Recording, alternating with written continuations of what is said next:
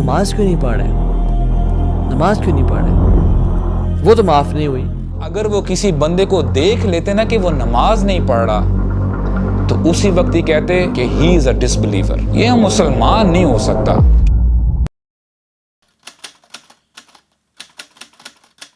اور نماز پڑھا کرو اور زکوٰۃ دیا کرو اور اللہ کے آگے جھکنے والوں کے ساتھ جھکا کرو۔ ایمان کو تازہ رکھنے کے لیے نماز ہے۔ دن میں 5 مرتبہ اپنے مصروفیات سے نکلو۔ صبح کی نیند بڑی سہانی ہوتی ہے، اسے توڑ کر اٹھو اور اٹھو اللہ کے حضور میں حاضر ہو، کھڑے ہو جاؤ، وضو کرو، کھڑے ہو جاؤ، نماز پڑھو، اللہ سے اپنا عہد جو ہے تازہ کرو۔ ایاک نعبد و ایاک نستعین، اللہ تعالیٰ کے ساتھ اپنے اس عہد کو دوبارہ استوار کرو، تازہ کرو۔ ہم کیوں نمازوں سے محبت نہیں کرتے؟ بے نمازی، میں آپ کو یقین کریں وہ وعیدیں سنا نہیں سکتا، لیکن ٹرائی ٹو انڈرسٹینڈ یہ جرم کتنا بڑا ہے۔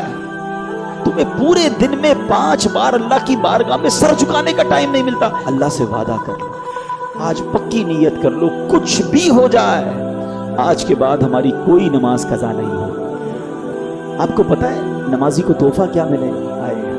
نماز کے فضائل تو سنو۔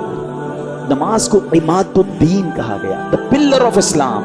اس بلڈنگ میں کسی بھی بلڈنگ کے پلر نکال دیں، بلڈنگ کا کیا ہوگا؟ گر جائے گی۔ ہماری بلڈنگ میں پلر ہی نہیں، اگر ایمان کا پلر ہے اسلام، نماز جو ہے۔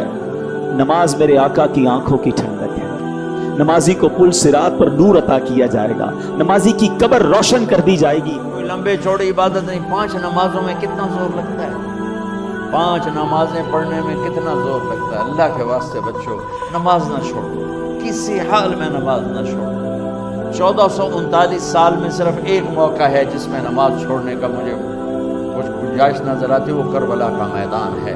میرے نبی کے نواسے نے سر دے دیا، نماز نہیں چھوڑی، اور یہ اعلان کیا کہ زیر خنجر ہوئی یہ پیغام سنایا ہم۔ نماز نہ چھوٹے، اس امت کی اللہ سے قربت کی سب سے بڑی نعمت نماز ہے۔ باقی ملکوں میں تو آزان کے وقت بازار ویسے بند نہیں ہوتے، وہاں تو شیاطین انسان کی شکلوں میں آزان کے ساتھ دکاندار کے سامنے کھڑے ہوتے ہیں۔ اب وہ دیکھتا ہے ایک طرف تکبیر ہو رہی ہے، ایک طرف نماز کا وقت ہو رہا ہے، اور ایک طرف اس کے سامنے چند گاہک کھڑے ہیں۔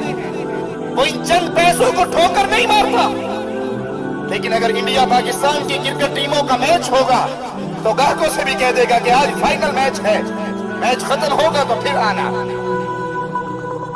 اگر کوئی فلم لگی ہے، کوئی ڈرامہ ہے، کوئی الیکشن کے سیٹوں کا اعلان ہو رہا ہے، کون سی پارٹی جیت رہی ہے، میری تنظیم یا کسی اور کی تنظیم، پھر اس کو ہر چیز بھول جائے گی۔ لیکن اگر نماز کا وقت ہے تو اس کے سامنے 1000 بہانے ہوں گے۔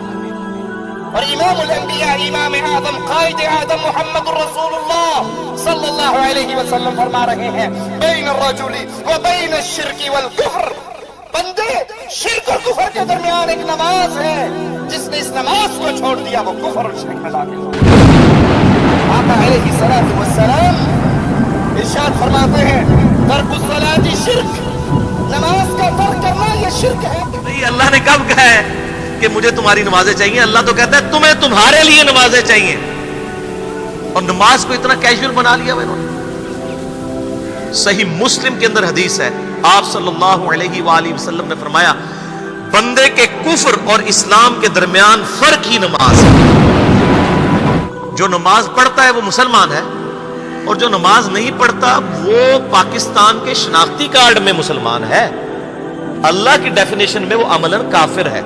صحیح مسلم انٹرنیشنل نمبرنگ کے مطابق 246 نمبر حدیث ہے، آپ جا کے پی ڈی ایف کھول لیں، اسلام 360 میں جا کے 246 نمبر حدیث صحیح مسلم کتاب الایمان چیپٹر میں کھول کے دیکھیں کہ بندے کے کفر اور اسلام، شرک اور اسلام کے درمیان فرق ہی نماز۔ اسی طریقے سے جامعہ ترمذی میں حدیث ہے، سنن نسائی کے اندر حدیث ہے، سنن ابن ماجہ کے اندر حدیث ہے کہ آپ صلی اللہ علیہ وآلہ وسلم نے فرمایا، جس نے نماز چھوڑ دی گویا اس نے کفر کیا۔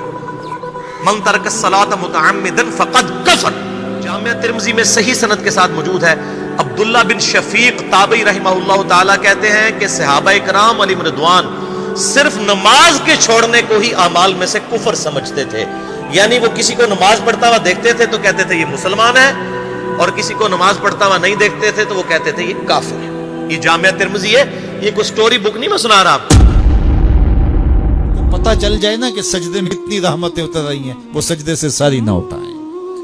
5 गाना नमाज का शियार बना लो, जिंदगी में कभी कज़ा ना होने पाए, और अगर अल्लाह नसीब करे तो सहरी के सजदे भी जिंदगी में शामिल कर लो। देखना जिंदगी किस तरह टेंशन फ्री होती है।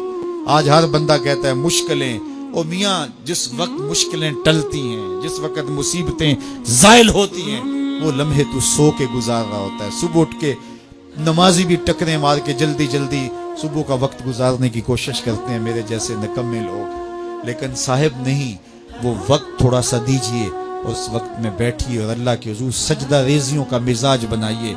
मिराजुन नबी का जो खास तोहफा है वो नमाज है जो हुजूर लेकर आए। नमाज छोड़ो इसके ताल्लुक से आता है कि नमाज छोड़ने वाला इंसान जो है वो काफिर होता है, याद रखिए, वो मुनाफिक होता है, वो फासिक होता है। और इसके ताल्लुक से इतनी सारी बातें, इतनी सारी हदीसें आती हैं, मैं आपके सामने कुछ ही रख पाऊंगा। बहरहाल सबसे पहले मैं रखता हूँ आपके सामने, नमाज को तर्क करने वाला, नमाज को छोड़ने वाला, उसका सबसे पहला नुकसान ये है कि वो मुशरिक हो जाता है, वो शिर्क करता है। दुनिया में सबसे कीमती चीज़ जो हमारे पास है वो हमारा ईमान है, और हमें डरना चाहिए कि अगर एक नमाज भी कोई जानबूझ के छोड़ दे तो उसे डरना चाहिए कि कहीं वो शिर्क और कुफ्र में ना पड़ जाए, क्योंकि जो बैरियर था दरमियान में अब वो नहीं रहा। नबी करीम सल्लल्लाहु अलैहि वसल्लम देख रहे होते हैं अपने सहाबा इकराम को, अबू बकर लीड कर रहे हैं नमाज, सहाबा इकराम नमाज पढ़ रहे हैं, ही स्माइल्स फतबस्सम वदहिक, खुशी से वो मुस्कुराते हैं।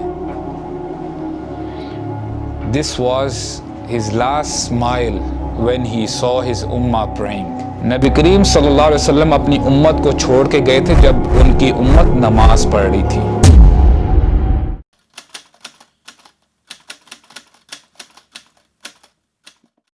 फिर उनके बाद चंद नाखलफ उनके जानशी हुए जिन्होंने नमाज को जाया कर दिया और ख्वाहिशात नफसानी के पीछे लग गए, सो अनकरीब उनको गुमराही की सजा मिलेगी। हाँ, जिसने तौबा की और ईमान लाया और अमल नेक किए तो ऐसे लोग बहिश्त में दाखिल होंगे और उनका जरा नुकसान न किया जाएगा।